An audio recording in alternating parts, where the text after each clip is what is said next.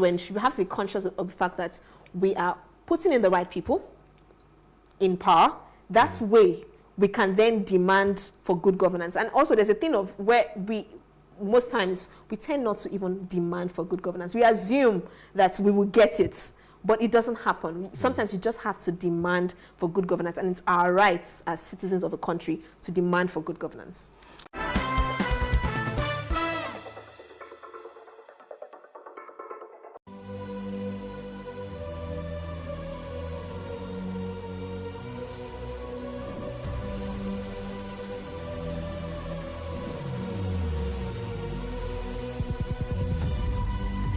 What we do not understand, we will stigmatize.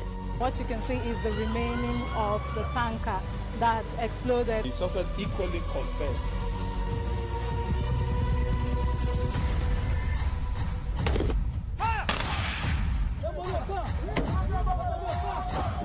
A 500 naira they collect them. If you no talk, then go beat you. Now 2,500 when they pay.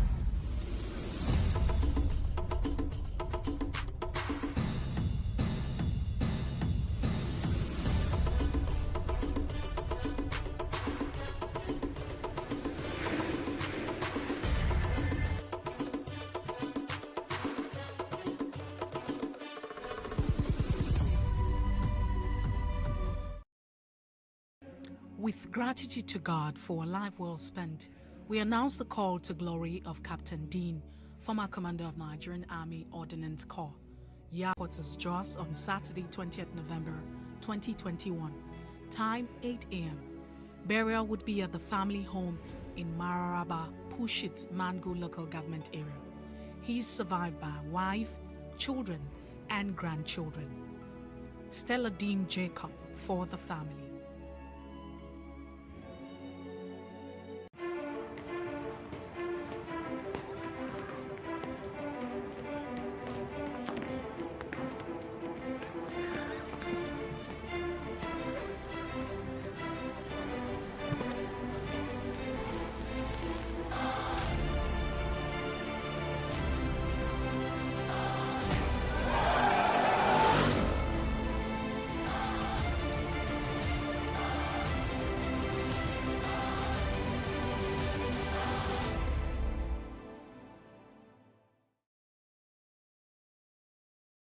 Contrary to popular belief, Corona is not a hoax. The virus is real.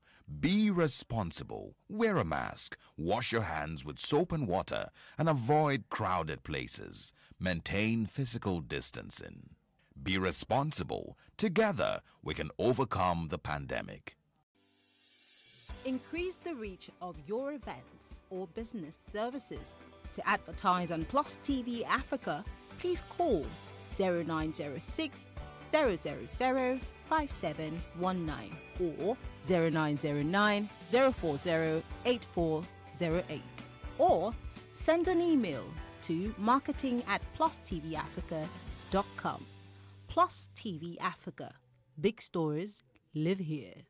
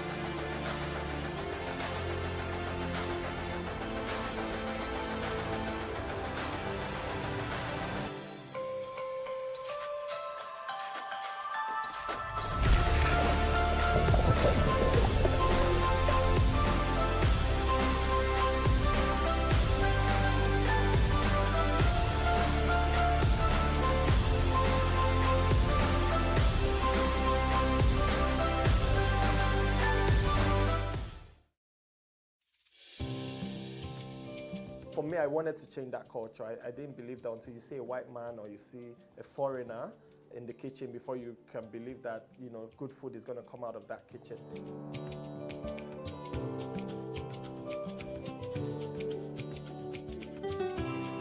You can leverage on each other's spaces and, you know, sell.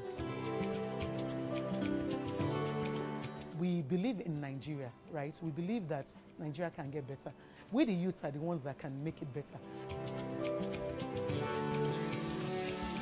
And my products are proudly made in Nigeria.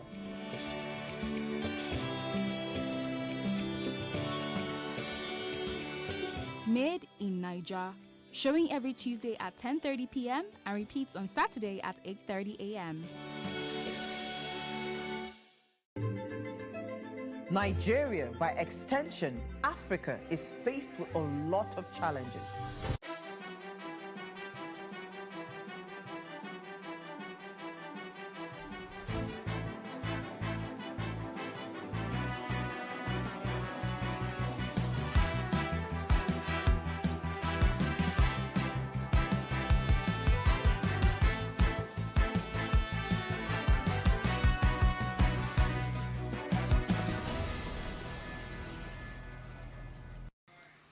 Hello and welcome to What Are You Saying? #Ways, where we talk about topics in the news as it affects us all. I am Usayome Saleh, and today I have the petite group. My rabbit in. Yeah, no, because I love your what's it called, portable size. Don't reintroduce me with petite group. Thank you. It's okay. The house is small but mighty. No, I mean, I like. I'm not saying I wouldn't want to be petite, but nah, it's not something I want to be going by every time. Every time, nah. really? Are you serious? Yes, sir. But you are petite. Of course, I know I'm petite. You own it. I own it. Suffocate them. My problem is not petite though. Unfortunately, we are sitting down, but it's not petite. Hey. Hi, everybody. How are you? I'm great. I'm good. How was your weekend? Weekend was just restful and work. Yeah, that's all. That's all. Did you see anything? I don't understand. Oh, I enjoyed the video you sent to me. It was my skincare routine, right? Yes, yeah. it was interesting. Thank you for watching. Oh, anytime. You've not asked me how I've been. I've not finished. She has not finished with me. They were still at the weekend. Today is a day. It's your body leg. The lady with the locks, how are you doing? I'm very well, thank you. And over the weekend, I had my hair relocked. I can see that. Nice. So it's not looking shabby today. It's never looked shabby to me. Oh, Osayome is always on my case. Oh, you see, this hair is She doesn't understand the concept of dread. That's why she feels it's shabby. When he's not sleeping in like I hope that. you guys know I'm right here, right? Oh, okay, yeah. Oh, she is. Yeah. Sorry, Okay. sorry. Yeah. Nice. Where with you? Today we are discussing election. Your purple is nice. Thank you very much. It's Milola's signature. It's lovely. We are wearing it and It's repping nice. Milola. This is a very low. I love the fabric. It's actually it feels very Comfortable. Like, you know. So. Alright, so here's what we found in today's quote. It should be the power of our votes, not the size of our bank account, that drives our democracy. This was said by Barack Obama. Today we're discussing the cost of elections in our country, and money is crucial for political parties to implement activities during elections and between elections. In addition to other factors, candidates require adequate funds for effective campaigning, which contributes to possible electoral victory. With the introduction of direct primaries and the reports of further rise in the cost of conducting elections, how can we ensure the right leaders are elected in 2023 and not the richest? Kemesit F. Young is here to discuss lowering the cost of elections in Nigeria. But first, take a break to see what we found in the news.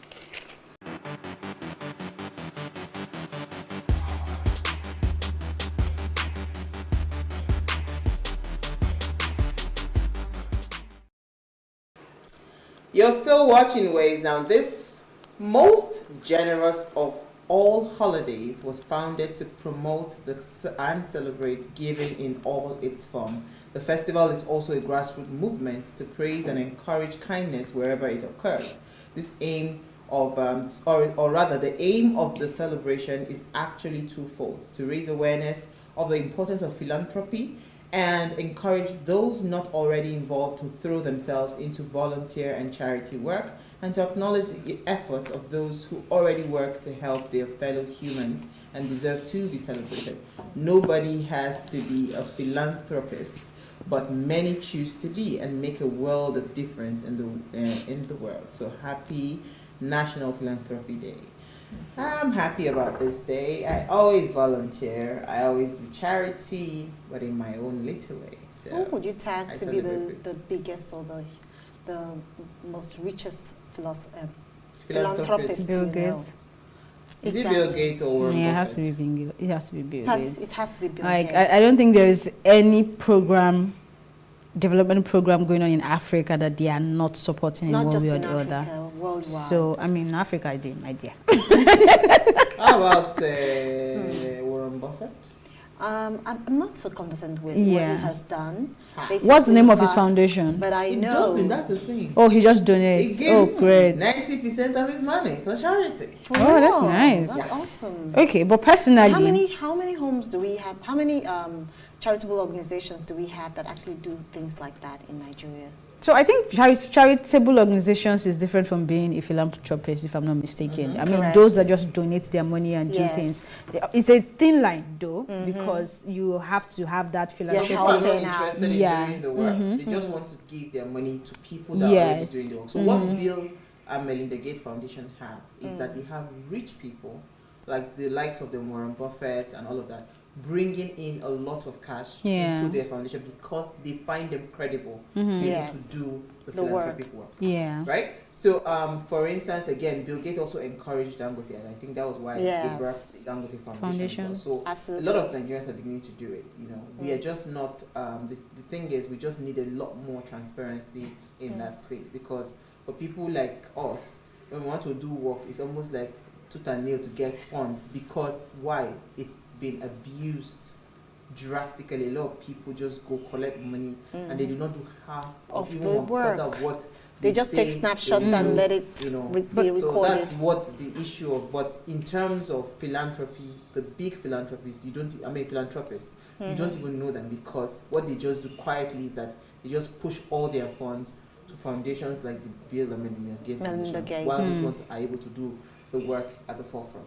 Okay, I would like to recognize a few people, at least those that I know personally. We don't have to have billions of dollars to be philanthropists, and I think that's where I would commend Nigerians, because I think Nigerians really give, even if it's just a drop, like we say, makes it. So you see cases where people really want donation for their health, and those posts go around. In the next 24 hours, they have raised whatever amount it is that they need. And I think that is just amazing of the kind of people we are and what we can do when we have money, right? So for me, I mean, I want to mention Folawe Omikunle, who is the founder of Teach for Nigeria, what they're doing in that sector, because I love education, and maybe because I have an educational background as well. It's just amazing for me, and I just want to give her kudos. And my friend as well, Zeal. So what Zeal does is that he anonymously pays for people's hospital bill. They don't know who is doing it or why the person is doing it. So he goes to the hospital and find out who has not been able to cover the bill, and he sorts it without them knowing who he is or who did it. So I think that is really amazing. Tony Elumelu just concluded his yearly projects for SMEs. That's an amazing one as well. Almost 5,000 graduates. Yeah, so biggest ever since they they started. So these are people I sort of have worked with, and then of course Google is doing it. So I can't even mention and not mention Google as an organization and what they do in terms of their CSR and pushing grants to brands and all that. So yes, kudos. Those I did not remember, please, your donation is highly appreciated, because like I said, it's not about the huge funds. Absolutely. Little drops really help. So if you see any NGO or charitable organization that is doing something like Uwa has said, just donate, even if it's 500 naira. Also towing your line of thought based on the fact that Nigerians are givers, especially during the NSAS. That's when I actually knew that Nigerians are actually lovers and givers. And they helped a lot of people who couldn't even feed at that particular point in time. And there was a particular lady I saw, she was in a group all the time going from place to place, and she hit the slums, and that was where she was giving out. I like William Suchemba. I like what he does. Okay. When you talked about slum, it just brought him to my mind. Thought, He does a lot of work when it comes to. Oh yes, I remember him. I think we have a lot of them in Nigeria. They're just a bit quiet. They don't on the down low. Absolutely. All right, quickly, let's move on. Elsie, let me start with you. What did you find for So what did I find? All Progressive Congress, APC, to commence sales of nomination forms for governorship tickets in Ekiti and Osun states. on November 16 and 18 respectively. However, the party did not disclose how much the cost of nomination form will be. But taking a cue from what it was for Anambra State, of course, you remember Anambra just had their governorship election, expression of interest form was sold for 2.5 million naira. That's just to express interest. And then the nomination form was sold for 20 million naira. That's a total of 22.5 million naira. It was important for me to take this story when I saw it because of the conversation we're having today. And also for our guest, Ike Estate, I hope he's listening, to maybe start from this point and explain how these funds work and how we can really reduce it, because oh, wow. Yeah, 2.5 million for that. Over to you. Well, my story is about no PVC, no Holy Communion. An Anglican bishop tells congregants in Delta State. And the Anglican Bishop of Asaba Diocese, Right Reverend Justice Mogeku, has canvassed the acquisition of the permanent voters registered voters card for them to be able to receive communion. If you do not have a voters card, you will not be able to receive communion in the church. He canvassed for it in the church. And this actually calls to mind the saying by Mahatma Gandhi that those who believe that religion and politics aren't connected, they do not understand either of them. So I rest my case there. Interesting. It's a night of resting cases.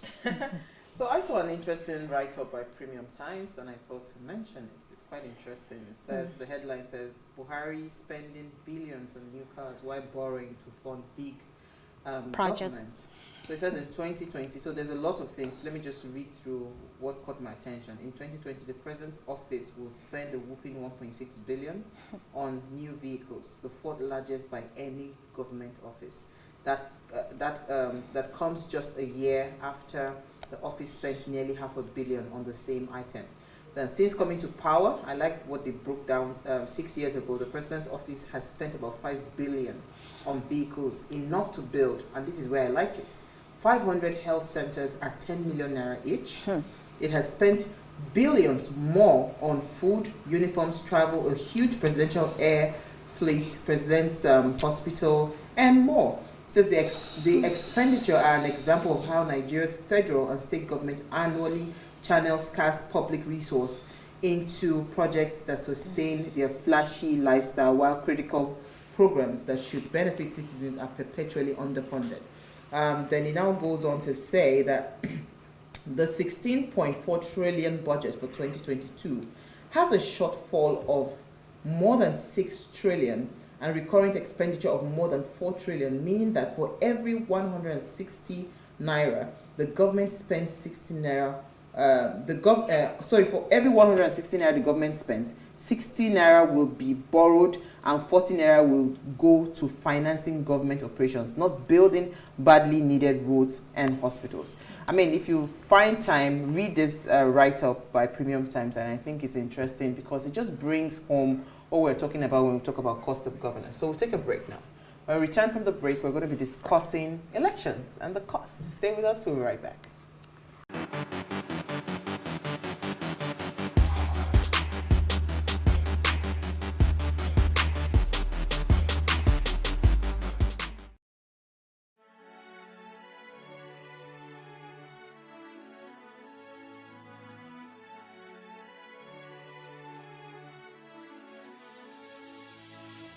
It is engagement we need to have. Those who suffer miscarriages are never taken into account. Members of the National Assembly are also influence peddlers. You are sitting on Nigerians' money. From the Babin, I pay my rent. On the Babin, I send my children to school. A consultative engagement. No any tangible notification before they ban us. It's one thing for people to be at your back and the heat of the moment, and another thing for them to still be with you when push comes to shove.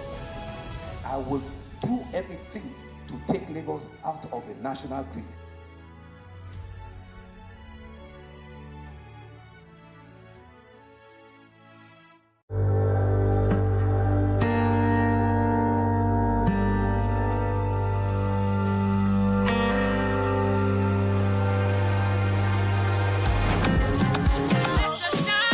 all the place and it brighten. Make everybody be wonder.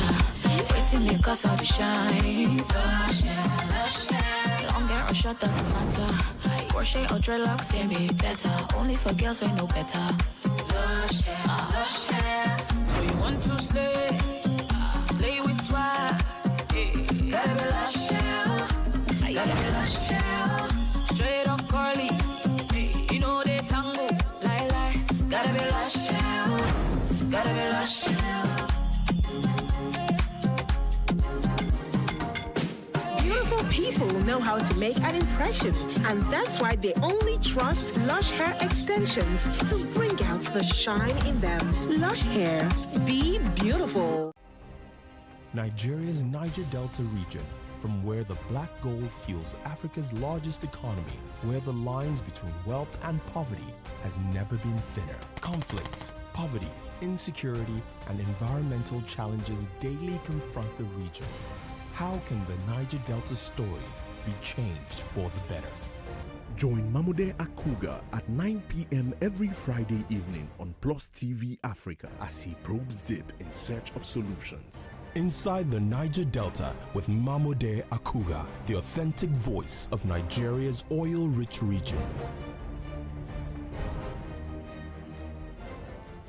Are you ready to party right from the comfort of your TV screen? The Rundown's here to save the day.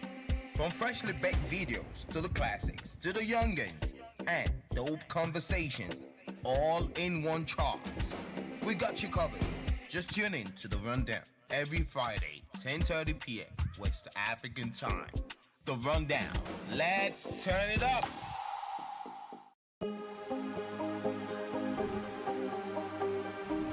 This is it for upcoming artists to blow in Nigeria.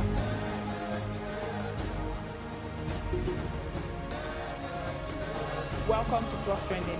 I am Bookie November, your host, saying thank you for joining us on today's episode. Welcome back. It's tea time on PlusTvAfrica. Practice makes perfect. I'm not perfect yet, but I'm a lot better than I used to be. He's a king. He's entitled to marry 100 if he wants to.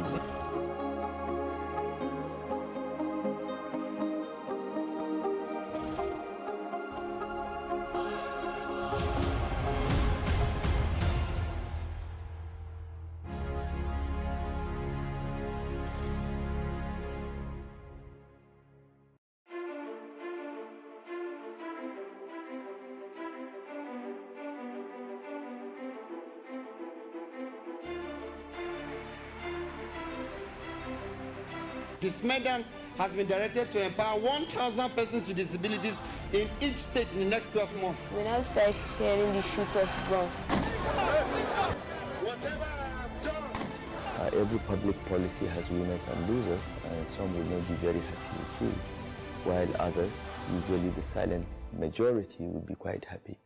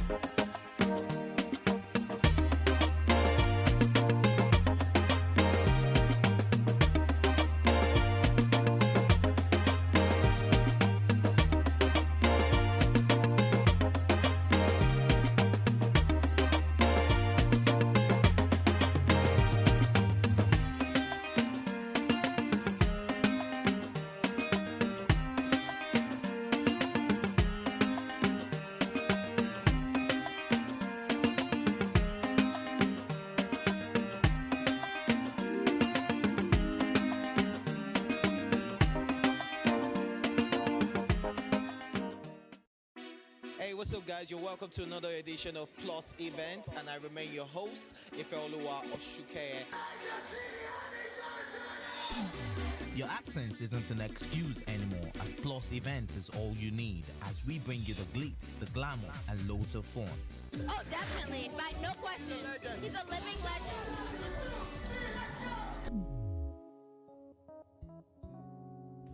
Oh, God forbid, Holy Ghost fire, I know. I just want to be blown away. I want to be wild. This is 11 years of doing it.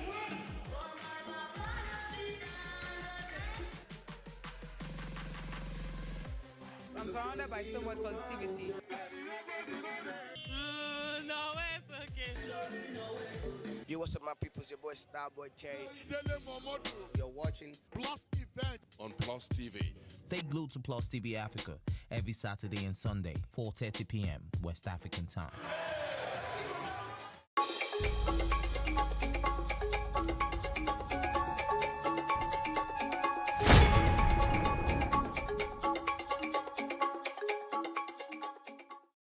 Hello and welcome. It's Nimasa This Week, the voice of maritime.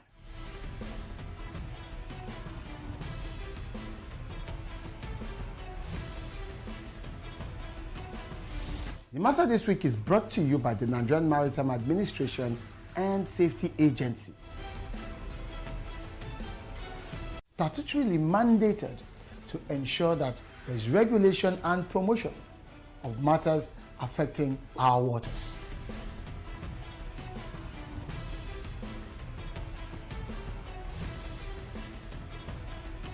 NIMASA bears responsibility for search and rescue, shipping development, and ship registration.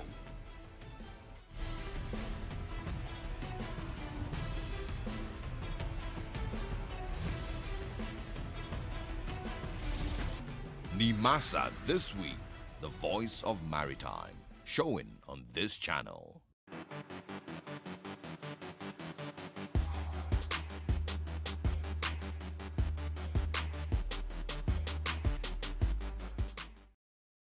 Thanks for staying with us. Now, the budget for the 2023 general elections may exceed about 350 billion naira as against the 242 billion budgeted for the 2019 election. This, according to the findings by Sunday Punch, is due to inflation, currency devaluation, insecurity, cost of monitoring, the direct primaries made mandatory in the Electoral Act Amendment Bill of 2021, and procurement of new technology like the newly introduced bimodal voter accreditation system used by for the Anambra State governorship elections. Now, while the Independent National Electoral Commission earmarked 189.2 billion for the 2019 elections, the Nigerian police force got about 30.5 billion. The Office of the National Security Advisor, 4.2 billion. The Department of State Service, 12.2 billion. The Nigerian Security and Civil Defense Corps got 3.5 billion, and the Nigerian Immigration Service received 2.6 billion. This brought the total budget to 242.2 billion. So why is money a major part of our electoral process? And can we actually run credible elections on a very low budget in Nigeria? Please let us hear what you have to say. Remember, you can join the conversation. Send us an SMS or WhatsApp. There's 081-803-84663. Why am I laughing? Is it possible to run an election? It's not possible. It's totally not possible. But you see, go ahead. No, you can go ahead. No, go ahead. No, bottom line is this, that we know that politics and money, they go hand in hand in Nigeria. In fact, the moment it's not in Nigeria, actually. Yes, like you said, Barack Obama said is the same thing in America as well. But I think it is more visible or transparent in America or European countries in comparison to what is currently going on in Nigeria. In Nigeria, we just hear that, this one sponsored this, but nobody actually can say, okay, we can actually pick on the people that actually sponsored anyone. So it is crucial that we make it more transparent, if it's possible, in Nigeria for people to be able to, participate. How about you, Elsie? I don't know. How about me in what regard? No, do you think it's possible to lower the cost? Question. Yeah. In this country, no, it's not now. Maybe in 30 years to come. 30? Yeah, I mean, more like 50. So I don't know, because the story I took, right, is about how much you have to spend to just get a nomination form. Not that you are sure of being the governor, right? Being the candidate. Oh, yeah, rather being the flagship, whatever they call it. So you are still going to go through a process, and we know, even if they are not going to come out to agree publicly, that even in that primary campaign, a lot of monies are being spent, exchanged hands. not just internally, but in the media as well, because the candidates want to position themselves to the party to say, I have the strongest hold in the media, I have the people by my side, so I am the best fit for you to choose as your strong visibility. You know, so a lot of spending starts from absolutely, maybe not now, even before now. That's not even started. We're already spending money. But let me bring in our guest. The chemist is no stranger to the house. He's a legal practitioner, geopolitical analyst, research consultant, and communication professional, and public affairs commentator. He's currently the head of research at SBM Intelligence, an Africa-based risk consultancy and Nigeria's foremost geopolitical intelligence firm based in Lagos, where he manages a diverse research team that spans all of Nigeria's 36 states, as well as Ghana, Cote d'Ivoire, Cameroon, and South Africa, and he's joined us live via Zoom. Hi, Kemasit, my friend. Hi, Wa. Hi, Elsie. Hi, Elsie. Hi. Good evening. So you narrowly missed coming into the studio. You always reach out to me when I happen not to be in town. It's not my fault. No, but thank you for joining us. Anyhow, we still love your presence. So Ikeme said, you heard our banter on this conversation around the cost of elections in Nigeria. And the truth is, in terms of elections, the cost of elections is not solely unique to Nigeria, that high cost of election, even abroad. But what they do, the difference between us and those abroad or those in more developed climes is different. You know, elections are crazily expensive in Nigeria. And when I saw this report by Punch, talking about, you know, now that they are moving into direct primaries and how it's even going to further increase the cost of elections in Nigeria, I'm wondering when will it be possible for us to elect the right candidates? Because now what it means is the battle of who is the richest that gets the seat. Money. And that is really alarming and scary for us. So help me break it down. Is it possible to lower the cost of elections in Nigeria? Short answer is highly unlikely. The current system, as it is set up, incentivizes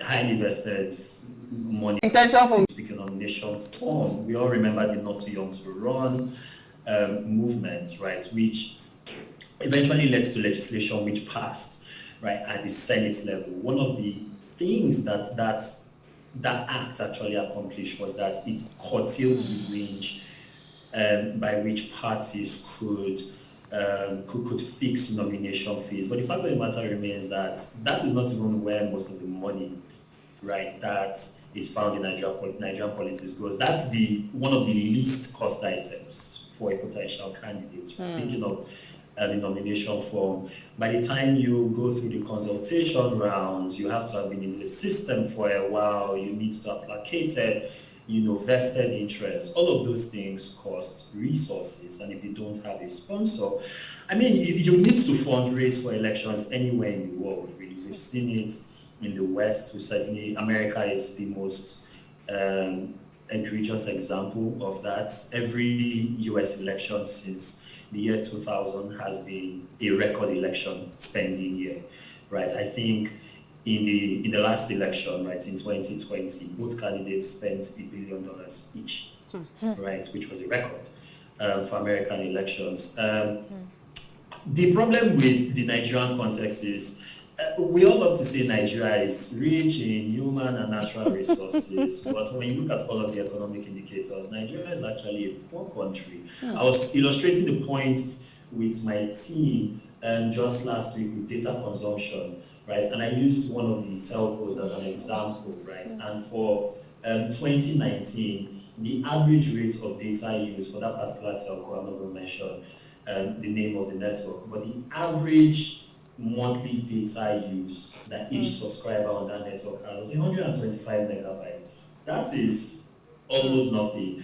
In the time it took for me to make that sentence, I streamed more than 125 megabytes of data. So that is sort of the illustration or the picture you should have in your mind when you're thinking about how rich or otherwise this country is. And when you look at a country where more than 100 million people live under the poverty line, the World Bank came out yesterday to say that 5.8 million Nigerians, because of food inflation alone, will tip over into poverty by the end of this year, which is in about 7 weeks.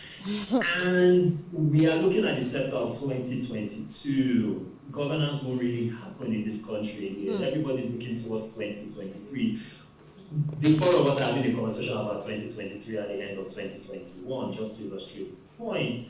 And for many Nigerians who are struggling to fill gas, put food on their table, pay transport to work, you look at the billions and billions of naira which the government is earmarking to actually run the election which you need, and the billions of naira which all the candidates will shell out in order to please all of the interests that they need to please in order to stand a chance of getting into office. And it's annoying. you can understand why the frustration and the anger, right, is out there on the streets. And you can understand why there's a lot of disaffection in the political and with politicians and the political system. The Anambra election just last Saturday recorded a voter turnout of just 10%, 10.1% to be precise. And so those are some of the kind of things that feed into why this is a problem and why we should tackle it. But unfortunately, there are no easy answers.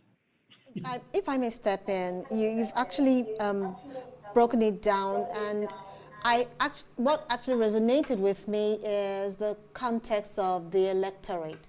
So what's the role of the electorate in curbing or reducing the amount being spent in election?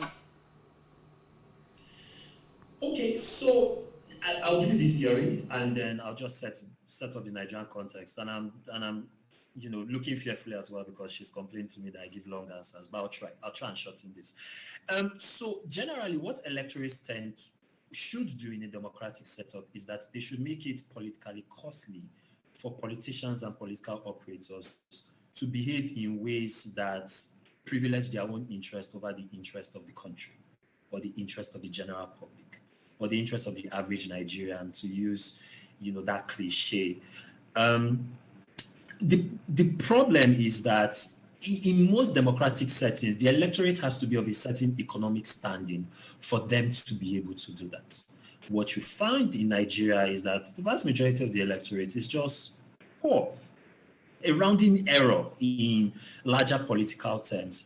And one of the fundamental things about people who are struggling to just survive is that they are struggling to survive. So surviving becomes the priority over every other thing. The health of the democracy doesn't really matter to the average man if they feel that, said democracy is not providing for them. So it's a chicken and egg situation where, the question then becomes, which should come first? The theoretical argument to make is, people should make those demands anyway. They should show up for ward meetings. They should register in political parties. They should go out and vote actively. But in a situation where is, right, most people are thinking about how this changes their life on a day-to-day. And the unfortunate truth is that since 1999, Nigerian democracy hasn't done a very good job of changing the lives of the average man. INEC had a budget for the 2019 election based on a currency exchange rate where the INEC budgeted that it was going to spend $7.7 on average per voter to organize the 2019 election. The Nigerian electorate in 2019 was 80 million people, 80 million odd people. By the time we get to 2023, the projections are that our electorate will cross 100 million for the very first time in our history. And we are operating in a situation where the currency exchange rate right now is not what it was in 2019, and in all likelihood will not be what it is now by the time we get to 2023. The 2022 budget hasn't been passed yet, but the finance minister said at the beginning of this month that the government will be applying for a supplementary 100 billion naira provision for INEC to do the elections in 2023. So even the practitioners within the system already are facing a money problem. All of this, in the end, right, is, facts. The answer to that question, unfortunately, is no. So they'll sit at home. So okay. Before I ask my question, I just want to quickly add to what you said in terms of INEC budget and what you said when we were starting. And sometimes I just really want us as a people, while we know that we have somewhere we want to get to, not to really react to the headlines until we critically think about it. Because if INEC budgeted 242 billion in 2019, and now they're doing 350 billion. When I saw the headline, I wasn't alarmed because clearly inflation, dollars as well, the devaluation of naira, most of the things they're going to use are going to be imported. I don't think they're producing anything here. So definitely that will come into play. But I mean, EC has taken it from the electorate point of view. My question now would be, what is the role of the judiciary in this case? Because we know that there are cases in court regarding transparency of exceeding budget finances when it comes to the even the leading parties, APC and PDP. I can mention that there are cases in court. There have been rulings. What would you say the role of the judiciary is, and what more can be done? Because if we do not have rule of law, then is this really a democracy? Well, the second part of your question is the simplest part. The answer to that, of course, is no. And the judiciary has an important role to play, and I think the premise of your question highlights that. The thing, though, is that the judiciary can only really work with what is presented before it, right? And so if you have candidates, if you have political parties, increasingly if you have civil society or even individual lawyers and individual citizens, we've seen that in a number of cases, SERAP and the Paradigm Initiative and Enough is Enough Nigeria. At least those are some of the people that my organization has worked with directly in the past, and you see them regularly in the headlines. They bring up these cases around financial transparency fairly regularly. The beautiful thing about what they are doing is the judiciary now gets an opportunity to weigh in, right? Our judicial system is not like you'll find in what are called civil law countries. So take a country like France. Most European countries, really, with the exception of the UK, civil law jurisdictions. So where we differ from them is that, in France, a judge can actively decide to insert itself, a senior judge, of course, can actively decide to insert itself in a matter of pressing public interest. They don't do this often, but they have the power in certain cases. Our judges don't. Our legal tradition, we inherited it from the British, and British judges also don't have responsibility back, right, at us, because we are the only ones that can incentivize the judiciary to work. There's been a lot of focus in recent times around the performance of our judiciary, and that's absolutely welcome, and it's very important to have in a democracy. But what I tell people is, it is easier to watch the executive and watch the legislature, because unlike the judiciary, those other arms of government can sit down on their own and unilaterally make decisions that affect all of us without consulting many people. The judiciary can't do that. The judiciary has to be consulted in order to function. So the best way to help the judiciary do its best work is to bring more cases before the judiciary. It's really that simple. These cases to the judiciary. So because I hear you mention SERAP and some of the integrity, Enough is Enough, those watchdogs that help to monitor to see that things are happening. Can we as citizens begin to, because without this accountability, if there are no penalties, right? we'll continue to have people spend. I mean, I was looking at a report that says that broke down the spendings for each what's it called? Each level. So presidency has an amount you need to spend. Governorship has an amount. Councillors, the House of Rep, everybody has an. But we all know clearly that in this Nigeria that we are in, you understand, every one of those money is just on paper. It is not the reality. It's not how much is being spent. I mean, when they're charging you, calling you to pay 20 million already for a form, you're already disenfranchising a lot of people from going into that office. Because we're supposed to go into offices to serve, but it seems like it is the person that has the biggest pocket or the deepest pocket that can go into governance. So this accountability, can we as citizens begin to probably write petitions? Can we begin to do, and get these people to be accountable to us as people? Is this possible, and can this help to lower the cost of elections in this country?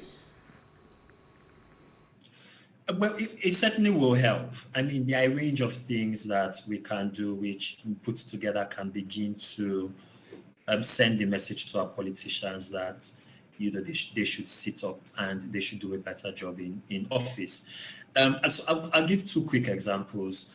I think it was in 2019, if my recollection serves me well, for the first time, at least at the federal level, a recall of a sitting federal lawmaker happened in Nigeria. It was in Kogi State.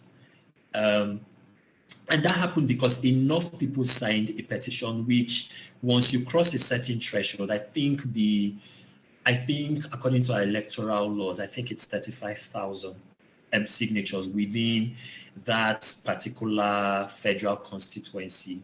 INEC is legally the legislature first is legally mandated to recognize it, and INEC is legally mandated to call what is called a by-election. It's actually a recall election. That lawmaker survived that recall effort, but it was an indication that people could be so fed up that they could use legally prescribed mechanisms to send a very clear message to their lawmakers. Where I have a bit of an issue is that it has only happened once since 1999, and it has not happened since 2019, right? So that's where the concern is, and you would hope that we would begin to use our laws and use all of these avenues that exist under the law to be able to begin to challenge the law.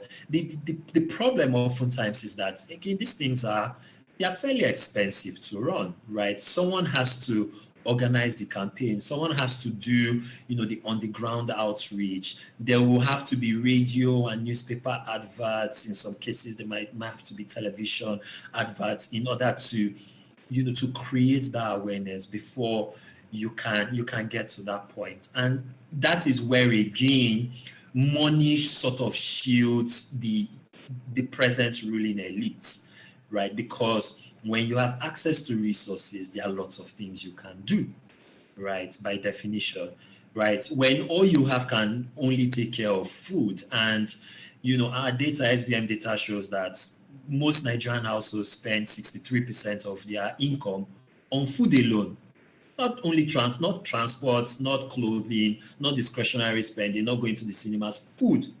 A full 2/3, right, of household spending in this country is spent on food. So when you've taken care of food and you have to take care of what you need to go to work to earn money to put food on the table and school fees and all of those things, where do you have the time or the resources to think about, electoral accountability? So, part of the solution also lies in economic empowerment. But again, it's that chicken and egg situation, because the people who should put our economy in the best possible place, which would then encourage people to be more active Democrats, are the same people who are deriving the benefits from many people not having access to resources, right? So, and that really is the story of governance in Nigeria. That's why it really hasn't worked, because our current setup is working for the people who are currently in power, unfortunately. So our work is cut out for us, is the gist of the story. What it means is that rice and meat cannot stop. Easy, over to you. I'm going to sneeze. Okay. While you were talking, you also talked about the fact that several political parties have the cases in court. So we have the judiciary also trying to resolve these issues with the political parties. What about the multi-party system we run in Nigeria? Do you think it contributes to the cost of election in Nigeria?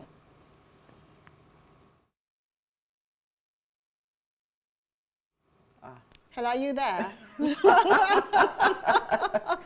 Did you hear this question?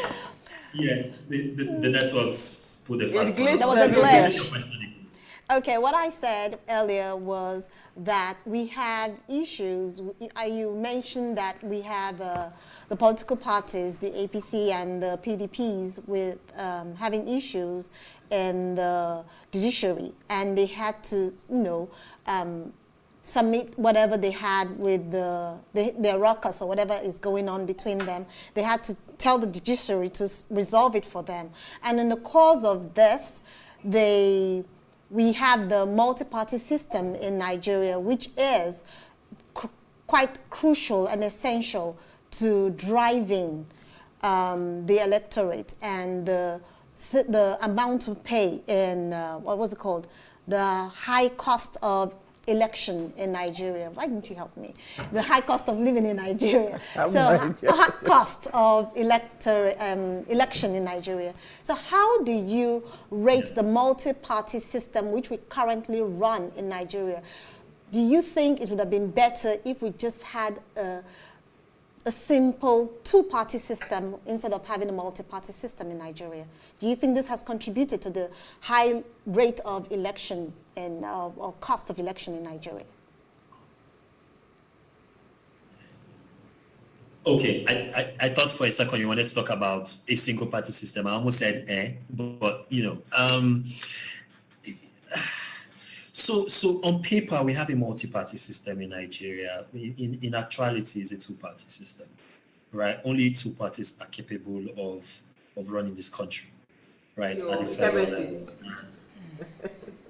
In some states, Anambra was three-party system now. That's why it's only three parties that came out for debate. So Anambra is a unique exception, and if you had allowed me finish, you don't allow me finish this thing sometimes, I would have gotten to Anambra. But Anambra is unique, and Ondo also used to be unique, right? In 1999 and in 2003, the Labour Party in Ondo produced the governors and the bulk of the state legislature, right, in that state. But the premise of what I said still stands. Only two parties in this country can run the country. You can have parties sometimes rise to the point of relevance in a few states. But right now in Nigeria, there's only one state that's not run by the APC or the PDP, right? And that's Abga. And Anambra is very unique in that regard. And in some cases, and one can make the argument that there's a more advanced, a slightly more egalitarian, a more equal, that's what I mean, democratic setup, right, in that state. There isn't one or two clear power structures in Anambra. The power structures in Anambra are more spread out. They are more evenly spread out. And they are more evenly spread out across party lines. And so you have a situation where the All Progressives Grand Alliance is not only remains competitive in that state, but is, the primary political option in that state.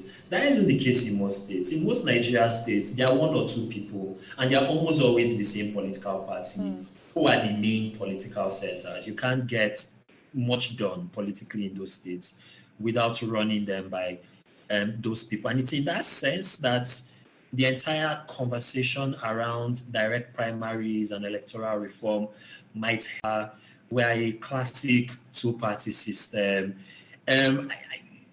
Let's take America, for example. And I love using America as an example, not just because American television is readily available, but because in 1979, we as a country made the decision to switch from, first in 1963, but then really in 1979, we made the deliberate decision to shift from a parliamentary Republican system of government to a presidential executive system of government with the constitution that came into effect that year.